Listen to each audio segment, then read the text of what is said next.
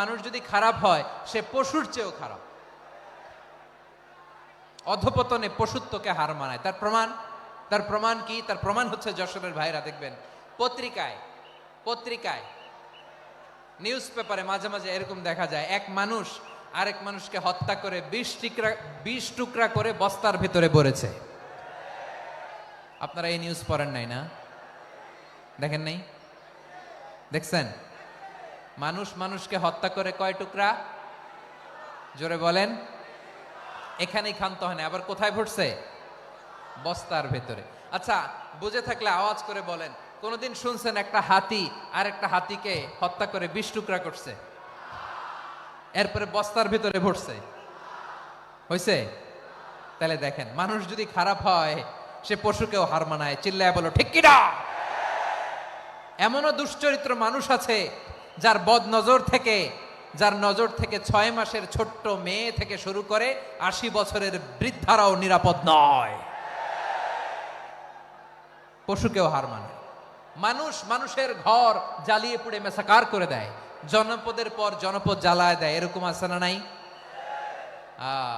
বোমা মেরে শহরগুলো উড়িয়ে দেয়। এই যে ইসরায়েল গাজার মধ্যে যে অ্যাটাক করেছে, এরা মসজিদ মানে নাই, মসজিদে বম ফেলেছে। এরা খ্রিস্টানদের চার্চ গির্জা মানে নাই, গির্জায় বম ফেলেছে। পৃথিবীর ইতিহাসে never happened in the history of the world that someone bombed on a hospital, on a ICU center. এমন হাসপাতাল যেখানে আইসিইউর রোগীরা আছে, ওই হাসপাতালের উপরও ইসরায়েলি সৈনিকেরা বোমা মেরেছে। জোরে বলেন ঠিক কিনা? এরা মানুষ? আওয়াজ করে বলেন, এরা মানুষ না। প্রিয় ভাইয়েরা, চোখ কান নাক মুখ থাকলেই মানুষ না। যা এই দুনিয়া এখন তো আর সেই দুনিয়া নাই, মানুষ নামের মানুষ আছে দুনিয়া বোঝাই, সেই মানুষের ভিড়ে আমার আসল মানুষ নাই। ঠিক কিনা? আসল মানুষের বড্ড অভাব, আসল মানুষের বড্ড অভাব। আমার ভাইয়েরা, মানুষ খারাপ হলে পশুকেও হার মানায়। আচ্ছা, আওয়াজ করে বলেন, এই যশোরের ছেলেরা এদিক তাকাও, আওয়াজ করে বলো, যে ইসরায়েলি সোলজাররা উপর থেকে বোমা মারলো তারাও মানুষ? তারাও কি? ওরাও রক্তে মাংসে মানুষ, ওদেরও পরিবার আছে। বোমা মেরে যেই মেয়েটাকে তারা অনাথ বানায়, ইয়াতিম বানায়, ও কিন্তু বাসায় ওর মেয়েটাকে রেখে আসছে। ঠিক কিনা বলেন? বম্বিং করে যে বাবাকে মেরে, স্বামীকে মেরে স্ত্রীকে বিধবা বানায়, তারও ঘরে স্ত্রী আছে। উপর থেকে বম মেরে মানুষ মেরে দিচ্ছে, তারাও মানুষ। 1945 সালের 6ই আগস্ট আমেরিকান সোলজাররা হিরোশিমায় বম মেরেছে। আমি নিজে দেখে এসেছি জাপানের হিরোশিমাতে। সকাল 8:15 মানুষ কেউ অফিসে যাচ্ছিল, কেউ খেতে খামারে কাজ করতে যাচ্ছিল।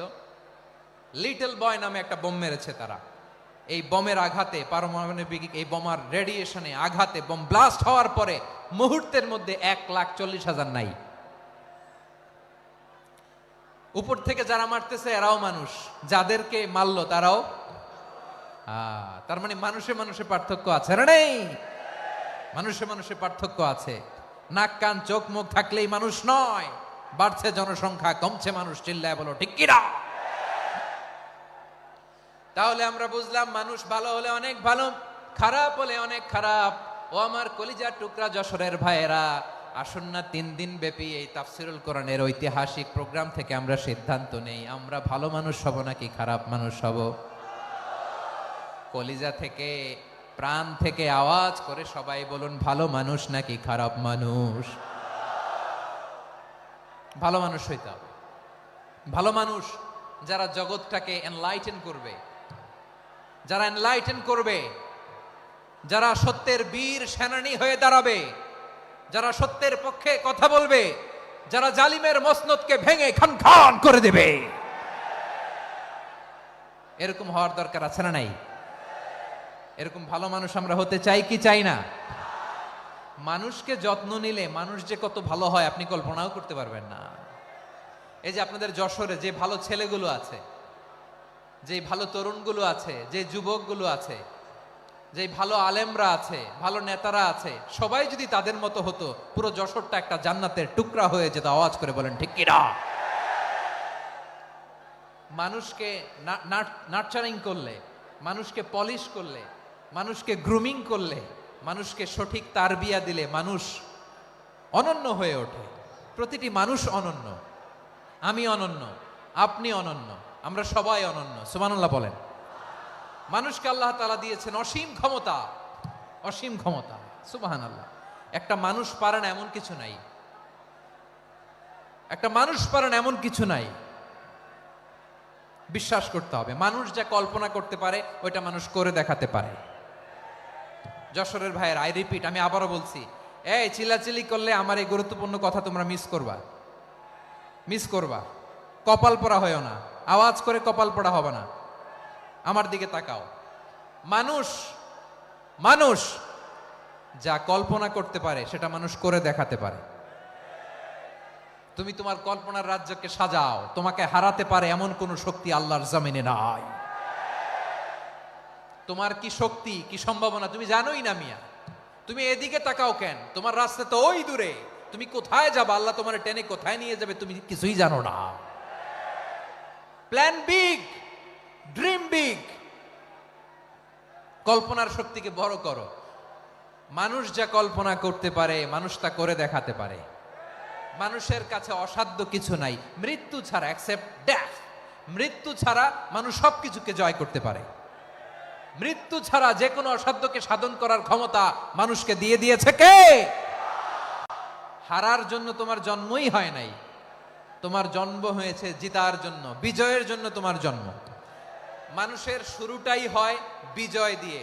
যশোর, আওয়াজ করে বলো, মানুষের শুরু হয় কি দিয়ে? আমরা যখন আমার পিতার পৃষ্ঠদেশে ছিলাম, পিতার পৃষ্ঠদেশ থেকে শুক্রাণু যখন মায়ের গর্ভদেশে যেয়ে পড়ে, কতটা শুক্রাণু ভ্রমণ শুরু করে জানো? 20 কোটি শুক্রাণু। একবার সিমেন আউট হলে সেখানে 20 কোটি শুক্রাণু থাকে, ভ্রমণ শুরু করে। ওই 20 কোটি শুক্রাণুর মধ্যে থেকে তুমি আমি আজকে এক বিকশিত শুক্রাণু মানব রূপে পৃথিবীতে এসেছি। সুবহানাল্লাহ। ওই 20 কোটি শুক্রাণুর প্রতিযোগিতায় সবাইরে পেছনে ফেলে সেদিন আমি সফল হয়েছিলাম, সেদিন আমি বিজয়ী হয়েছিলাম। সেদিন আমি এত ছোট ছিলাম, মাইক্রোস্কোপ দিয়েও আমার অস্তিত্ব পাওয়া যায় না। আমি এত তুচ্ছ ছিলাম, নগণ্য ছিলাম। আমার কান ছিল না, আমার চোখ ছিল না, আমার হাত ছিল না, আমার জন্য রিকমেন্ডেশন করার মতো মামু ছিল না, খালা ছিল না, কেউ ছিল না। তারপরেও ওই প্রতিযোগিতায়, ওই কম্পিটিশনে যখন আমারে কেউ হারাতে পারে নাই, আল্লাহর জমিনেও আমারে কেউ হারাতে পারে না। হারার জন্য তোমার জন্মই হয় নাই, তুমি আসছোই জিতার জন্য। সুবহানাল্লাহ। বিশ্বনবী বলেন, আন্নাসু মাআদিন কামাআদিনি যাহাবি ওয়াল ফিদ্দা খিয়ারুহুম ফিল জাহিলিয়াতি খিয়ারুহুম ফিল ইসলাম। Peoples are like mines of gold and silver. সোনার খনি, রূপার খনি, এর চেয়েও বড় খনি হচ্ছে এই মানব সম্পদের খনি। আওয়াজ করে বলেন আল্লাহু আকবার। আল্লাহ তাআলা এই সম্পদ আমাদেরকে দিছে। বিশ্বনবী বলেন, মানুষ হচ্ছে খনির মতো। খিয়ারুহুম ফিল জাহিলিয়াতি খিয়ারুহুম ফিল ইসলাম। জাহিলি যুগে যারা সেরা, ইসলামেও তারা সেরা। ইদা ফাকুহু, যদি তারা বুঝবান হয় তাহলে তাদেরকে সেরা বানায় দিবে কে? তাহলে মানুষের চেয়ে সেরা কেউ হতে পারে? মানুষের চেয়ে অনন্য কেউ হতে পারে? মানুষকে কেউ হারাতে পারে? আওয়াজ করে বলো, তোমাকে কেউ হারাতে পারবে? এই সাহস জাগছে আজকের আলোচনা থেকে। আমি তুমি অনন্য, আমাকে তোমাকে হারায় দেওয়া এত সহজ না, ঠিক কিনা? একটা কথা জীবনের সাথে সেট করে নিতে হবে, আমি জিতি নয় শিখি, আমি কখনো হারি না। জীবনের সাথে সেট করে নাও, জেনজি অফ যশোর, আমি কখনো হারি না, আমি হয় জিতি নয় শিখি। চিল্লায় বলো ঠিক কিনা? আমি কখনো হারি না, আমার হারানো এত সোজা না। কি সাহস জাগছে? বুকে সাহস জাগছে? তাকবীর পড়ো, লিল্লাহে তাকবীর। তাহলে বিশ্বনবী বললেন, নাসু মাআদিন, মানুষ হচ্ছে খনি। এই ধাক্কা ধাক্কি আমি জানি এগুলো ভালোবাসার ধাক্কা ধাক্কি, এজন্য আমি সহ্য করে নেই। এগুলো যে ভালোবাসার ধাক্কা ধাক্কি এটা আমরা বুঝি।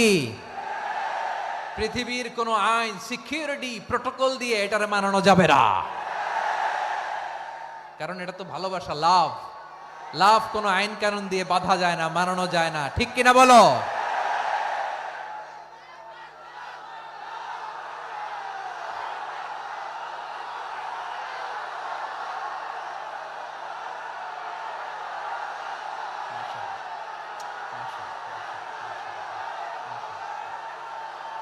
ঠিক আছে, বসুন বসুন বসুন। আল নাসু মাআদেন, মানুষ হচ্ছে খনি, এই খনির যত্ন নিতে হবে। আমার মা বাবা যারা এসেছেন, আপনার ছেলে মেয়ের যত্ন নেন। আপনার ছেলের মধ্যে যে কি পটেনশিয়াল আপনি জানেন না। আপনার এই ছোট্ট অবুজ ছেলেটাই আগামী দিনের শায়েখ আহমদুল্লাহ হবে। আপনার হেফজখানায় পড়া ওই ছোট্ট ছেলেটাই আগামী দিনের আল্লামা মামুনুল হক হবে। আপনার ওই ছেলেটা আমির হামজা হবে, আব্দুল হাই সাইফুল্লাহ হবে। এভাবে বড় বড় আলেম হবে, তারা যুগশ্রেষ্ঠ আলেম হবে। সেই একদিন এই বাংলাদেশের পার্লামেন্টে যে বক্তব্য দিয়ে যশোরের পক্ষে কথা বলবে। আপনি জানেন না, কাউকে ছোট করবেন না, আপনি ওর কনফিডেন্স আপনি কমাবেন না, আপনি কমাতে পারেন না। প্যান্ডেলে আমার যে মা বোনেরা আছেন, ছেলে মেয়েদেরকে কখনো ছোট করে কথা বলবেন না। ও যে কোথায় যাবে আপনি জানেন না, আপনি মা হয়ে তাকে সাহস দিবেন, তার কল্পনার জগৎটাকে সাজাতে তাকে উৎসাহিত করবেন, ঠিক কিনা বলেন? আর আমার প্যান্ডেলের আমার প্রিয় শ্রদ্ধাশীলা মায়েরা বোনেরা, আপনারা তো আরো দামি সম্পদ। বিশ্বনবী বলেন, আর দুনিয়া কুল্লুহা মাতা। আল্লাহ আল্লাহ আল্লাহ, বিশ্বনবীর কথার ওজন দেখেন। আর দুনিয়া কুল্লুহা মাতা ওয়া খায়রু মাতা'আদ দুনিয়াল মারআতুস সালিহা। বিশ্বনবী বলেন, দুনিয়ায় যা দেখো সব আল্লাহর দেওয়া অ্যাসেট, মানে সম্পদ। আর এত অ্যাসেটের ভিড়ে সবচাইতে শ্রেষ্ঠ সম্পদ হচ্ছে নেককার নারী। সুবহানাল্লাহ।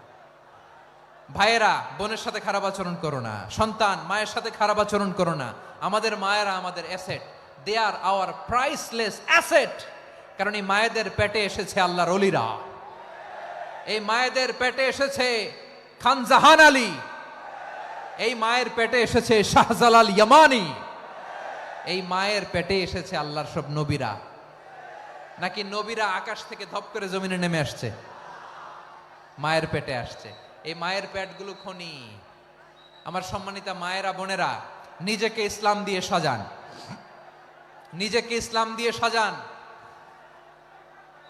নিজেকে পবিত্র রাখুন, নিজের আব্রু ইমান ইজ্জতের হেফাজত করুন, কোরআন পড়ুন, সুন্নাহ পড়ুন। আপনি জানেন না আপনার গর্ভে কে আসছে, কোন ক্ষণজন্মা পুরুষকে আল্লাহ তাআলা আপনার গর্ভে পাঠাবে আপনি জানেন না। মায়েরা নিজেদেরকে পবিত্র রাখুন, ইসলাম চর্চা করুন, কোরআন চর্চা করুন, নৈতিকতা দিয়ে নিজেকে সাজান। যশোরের জেনজি, নিজেদেরকে প্রস্তুত রাখো আগামীর বাংলাদেশের জন্য। নৈতিকতা, মোরালিটি, ভ্যালিউজ দিয়ে নিজেকে সাজাও, ইসলাম দিয়ে নিজেকে সাজাও। কারণ আগামীর বাংলাদেশ ইসলামের বাংলাদেশ। বাংলাদেশের আসল পরিচয় ইসলাম। বাংলাদেশের আসল পরিচয় কি? সবাই বলে না। বাংলাদেশের আসল পরিচয় কি? এই ইসলাম নিয়ে আমরা সংসদ ভবন সাজাবো, রাজি আছি না নাই? শেকড় ভুলে যাওয়া যাবে না। আমরা ধাপে ধাপে শারিয়া আইনের দিকে যাব ইনশাআল্লাহ, কিন্তু জঙ্গিবাদ দিয়ে নয়, কট্টর পন্থা দিয়ে নয়। আমরা ইন্টেলেকচুয়ালি, গ্রাজুয়ালি, ধাপে ধাপে শারিয়া আইনের দিকে মুভ করব ইনশাআল্লাহ। বলো লিল্লাহি তাকবীর। এদেশের আসল পরিচয় সবাই বলে না, আওয়াজ করে, এদেশের আসল পরিচয়। এদেশে আজান শুনে সূর্য ওঠে শহর গ্রামে, এদেশে আজান শুনে সূর্য ডোবে সন্ধ্যা নামে, এদেশে সকল কাজে সবাই বলে বিসমিল্লাহ, এদেশে ভালো কিছু দেখে শুনে হাসি মুখে সবাই বলে মাশা আল্লাহ, সুবহানাল্লাহ সুবহানাল্লাহ সুবহানাল্লাহ সুবহানাল্লাহ সুবহানাল্লাহ সুবহানাল্লাহ সুবহানাল্লাহ সুবহানাল্লাহ। ও নবীন তরুণ তোমার কিসের এত ভয়, জেনে রেখো বাংলাদেশের আসল পরিচয়। বাংলাদেশের আসল পরিচয় ইসলাম। আওয়াজ তুলে বলো, আসল পরিচয় কি? এদেশে পরস্পরে দেখা হলে দেয় সালাম, এদেশে আমজনতার হৃদয় জুড়ে পাক্কালাম, ঠিক কি না? এদেশে বিপদ এলে সর্বজনে সর্বক্ষণে দোয়া পড়ে ইন্না লিল্লাহ সুবহানাল্লাহ সুবহানাল্লাহ সুবহানাল্লাহ সুবহানাল্লাহ। এদেশে আজান শুনে সূর্য ওঠে শহর গ্রামে, এদেশে আজান শুনে সূর্য ডুবে সন্ধ্যা নামে, এদেশে সকল কাজে সবাই বলে বিসমিল্লাহ, এদেশে ভালো কিছু দেখে শুনে হাসি মুখে সবাই বলে মাশা আল্লাহ সুবহানাল্লাহ। আওয়াজ করে সুবহানাল্লাহ সুবহানাল্লাহ সুবহানাল্লাহ সুবহানাল্লাহ। সবাই একসাথে সুবহানাল্লাহ সুবহানাল্লাহ সুবহানাল্লাহ সুবহানাল্লাহ। এদেশের আসল পরিচয় কি? আওয়াজ করে বলতে ভয় লাগে। এদেশের আসল পরিচয় কি? ইসলাম দিয়ে আমাদের সংসদ ভবন চলুক, আমরা চাই কি চাই না? বঙ্গভবনে লা ইলাহা ইল্লাল্লাহর পতাকা উড়ুক, আমরা চাই কি চাই না? প্রতিটি জেলা অফিসে, ডিসি অফিসে লা ইলাহার পতাকা ঝুলুক, আমরা চাই কি চাই না? কারা কারা চাই হাত তুলে আল্লাহরে দেখায়।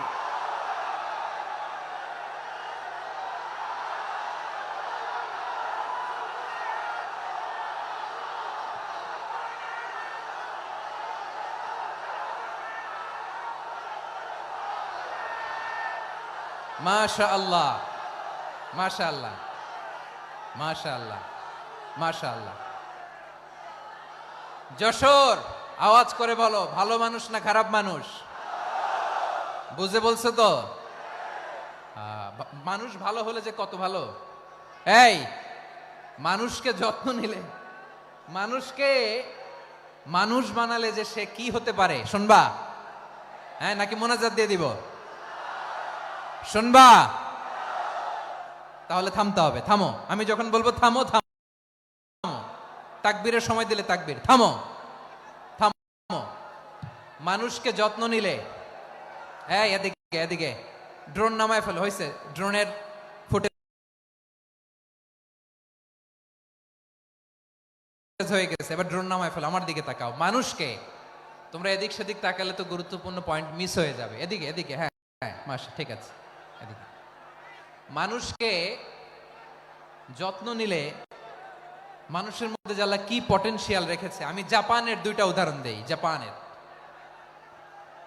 এই এই এভাবে এভাবে হবে, হয় বসো নয় পেছনে, কথা নাই। কথা তো বলাই যাবে না, হারাম কথা বলা। আজকে একেবারে চুপ। আজকের জন্য হারাম করে দিছে আমি, এই কিছু সময়ের জন্য একেবারে নিষিদ্ধ।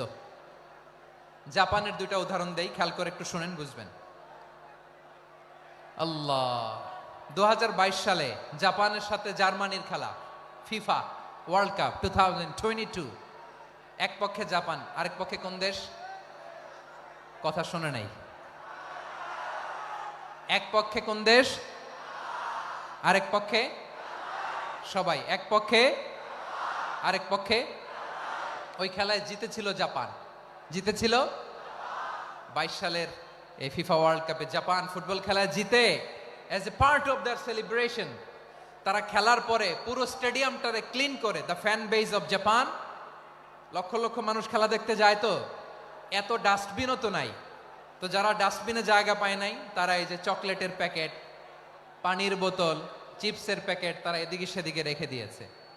জাপানের ভক্তরা, জাপানের ফলোয়াররা, as a part of their celebration তারা খেলার পরে পুরো স্টেডিয়ামের সব ময়লা আবর্জনা ক্লিন করে তারপরে বিদায় নিয়েছে।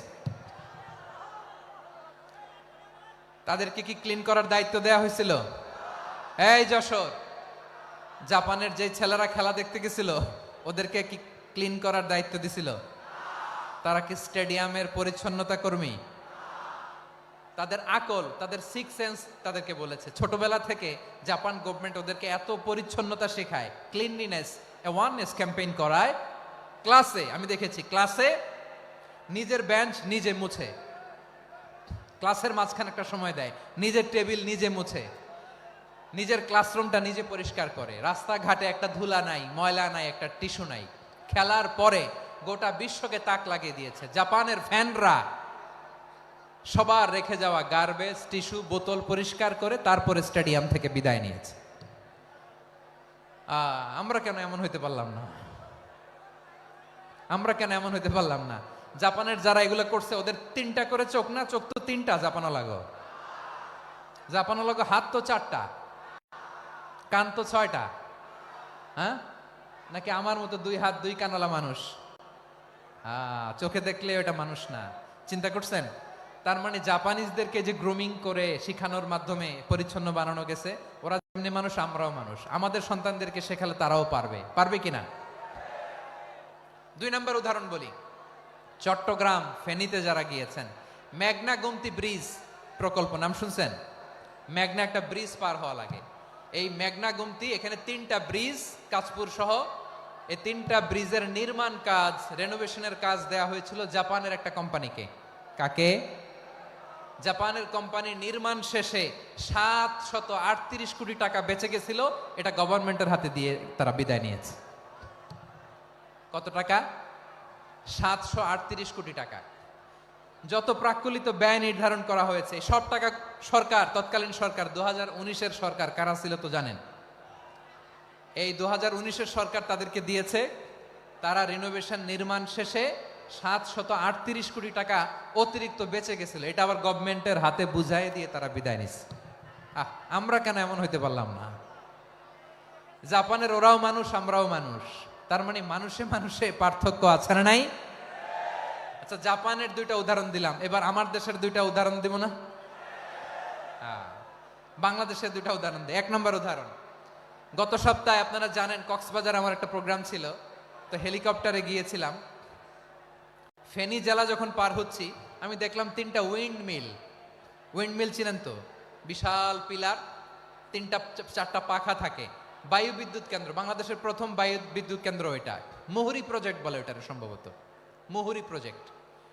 তো সাগরের বাতাসের ঝাপটায় এটা ঘুরে এনার্জি হয়, ইলেকট্রিসিটি উৎপাদন হয়। তো আমি পাইলটকে বললাম, ভাই এগুলো থেকে কেমন ইলেকট্রিসিটি উৎপাদন হয়? কয়, হুজুর একটু হয় না, কিছুই হয় না। কিছুই হয় না মানে? বলে, হুজুর বাংলাদেশে যত উইন্ডমিল আছে এটার পাখা একটাও ঘুরে না। আল্লাহ, বলেন কি? তাহলে এই যে কোটি কোটি টাকা ব্যয় করে যে উইন্ডমিল, কয় হুজুর ভিতরে ফিটফাট, উপরে ফিটফাট, ভিতরে সদরঘাট। তার মানে কোটি কোটি টাকা দিয়ে এই উইন্ডমিল বানায়, এখানে কিছু নাই। দুর্নীতির আড্ডাখানা, আখড়াখানা বাংলাদেশ, ঠিক কিনা বলেন? হায় রে, জাপানিজরাও মানুষ, আমরাও মানুষ। আমার এক নিকটাত্মীয় সরকারি চাকরিজীবী, উনি আমাকে বললেন, বাংলাদেশের আরেকটা উদাহরণ দেই। উনি আমাকে বললেন যে প্রতি বছর আমাদের অফিসের ফার্নিচার চেঞ্জ করে। আমি বললাম, প্রতি বছর ফার্নিচার চেঞ্জ করে কেন? বলে যে ফার্নিচার নতুন পারচেজ করলেই তো এখানে টাকা, নতুন কিনতে পারলেই টাকা, নতুন উন্নয়নের সবক শোনাতে পারলেই টাকা। প্রথম আলোর রিপোর্ট, কি আলো? প্রথম আলোর রিপোর্ট, গত 15 বছরে উন্নয়নের নামে লুটপাট হয়েছে প্রায় 3.25 লাখ কোটি টাকা। কার রিপোর্ট? আমাদের বানানো কথা? প্রথম আলোর রিপোর্ট। গত 15 বছরে কারা ছিল জানেন তো? হ্যাঁ, শুধু ওনাদেরকেই দোষ দিয়ে লাভ নাই। স্বাধীনতার পর থেকে শুধু শাসকের হাত বদল হয়েছে, আমরা কিছু পাই নাই, ঠিক কিনা বলেন? শুধু ওনাদের দোষ দিয়ে কি লাভ? একদল খাইছে, আরেক দল খাওয়ার জন্য রেডি হয়ে আছে। আমরা এরকম চাই না। আমরা চাই স্বাধীন সার্বভৌম বাংলাদেশ। আমরা চাই দুর্নীতিমুক্ত বাংলাদেশ। আমি নিউজটা যে কতবার পড়লাম, এটা কি সম্ভব? 3.25 লাখ কোটি টাকা লুটপাট, মানে লুটপাট করতে করতে এদেশের জনগণকে ফুটপাতে বসায় দিচ্ছে। প্রিয় ভাইয়েরা, তাহলে জাপানের মানুষও মানুষ, আমরাও মানুষ। সিদ্ধান্ত আপনার, কোন মানুষ হবেন, ভালো মানুষ না খারাপ মানুষ। আজকের আলোচনার বিষয় হচ্ছে মানব সম্পদের উন্নয়ন, human resource development. It's a process to increase the capacity of knowledge, skill, capacity of the people of a country. একটা দেশের মানুষের জ্ঞান, তাদের দক্ষতা কি করে বাড়ানো যায়, বাড়িয়ে দেশের উন্নয়ন করানো যায়, এটাই হচ্ছে মানব সম্পদ উন্নয়নের মূল কথা। তাহলে মানব সম্পদ হচ্ছে একটা দেশের সবচাইতে শক্তিশালী পুঁজি। প্রাকৃতিক সম্পদ, খনিজ সম্পদের চেয়েও দামি হচ্ছে মানব সম্পদ। আমার প্রিয় যশোর, প্রাকৃতিক সম্পদ, খনিজ সম্পদের চেয়ে দামি সম্পদ কি সম্পদ? আল্লাহ তাআলা দয়া করে আমাদেরকে এই মানব সম্পদ দিয়েছেন। আসুন আমাদের এই মানুষগুলোকে আমরা সোনার মানুষ বানাই। রাজি আছেন তো সবাই? রাজি আছেন? মানুষ পারে না এমন কোনো কিছু নাই, চাইলে সব পারে। এজন্য মানুষকে তারবিয়া দিতে হবে, যথাযথভাবে তাদেরকে গড়তে হবে। আসুন আমরা সিরাতের আয়নায় বিশ্বনবীর জীবনী থেকে দেখি তিনি কিভাবে হিউম্যান রিসোর্সকে ম্যানেজ করতেন। যদি আপনাদের সময় হয় দু একটা উদাহরণ দিয়ে আজকে আমি আমার আলোচনার বিদায় নিব। হবে সময় হবে কয়েক মিনিট? হ্যাঁ, শান্ত থাকবেন তো? শান্ত থাকবা? হ্যাঁ, ঠিক আছে। এই ধাক্কার মধ্যে ঢুকছে, এবার মজা বুঝতেছো তো? হ্যাঁ, মানা করছিলাম না? ঠিক আছে, টের পাও। হ্যাঁ, ঠিক আছে। যে আওয়াজ করবে আমি ওকে দেখতেছি, কে কে আওয়াজ করে দেখতেছি। শেষ কথা, শেষের দিকে চলে আসছি। বিষ্ণু ইসলাম কিভাবে হিউম্যান রিসোর্সকে ম্যানেজ করতেন, মজার কথা আছে কয়েকটা, বলে বিদায় নিব। বিশ্বনবী কিভাবে এই মানব সম্পদকে ম্যানেজ করতেন। বিশ্বনবী he was a very good talent hunter, চৌকস ট্যালেন্ট হান্টার ছিল। কার মধ্যে কি ট্যালেন্ট আছে দেখলেই বুঝে ফেলতেন। সুবহানাল্লাহ পড়বেন না? কি নবী আমরা পেয়েছি! He was a very good talent hunter. আমার নবী তিনি চৌকস ট্যালেন্ট হান্টার ছিলেন। কার মধ্যে কি প্রতিভা বের করতেন, ওই প্রতিভাকে ইসলামের কল্যাণে কাজে লাগাতেন। সুবহানাল্লাহ বলেন। যাকে যেই জায়গায় সেট করলে ভালো হবে তাকে ওই জায়গায় সেট করতেন। কয়েকজন সাহাবীর জীবনী শোনাই। আবু মাহজুরা রাদিয়াল্লাহু তাআলা আনহু, মক্কার মুয়াজ্জিন, আগে ছিল মুশরিক, পরে হয়েছে মুমিন। উনি কিভাবে মুমিন হইলেন এই ঘটনাটা একটু আপনাদের শোনাতে চাই। তা আপনাদের তো সময় নাই হাতে। হ্যাঁ, সময় আছে? এই জেনজি শেষ করে দিল আজকের প্রোগ্রামটা। 1 ঘন্টা ধাক্কা ধাক্কি করে কেমনে দাঁড়ায় আছে আমি বুঝলাম না।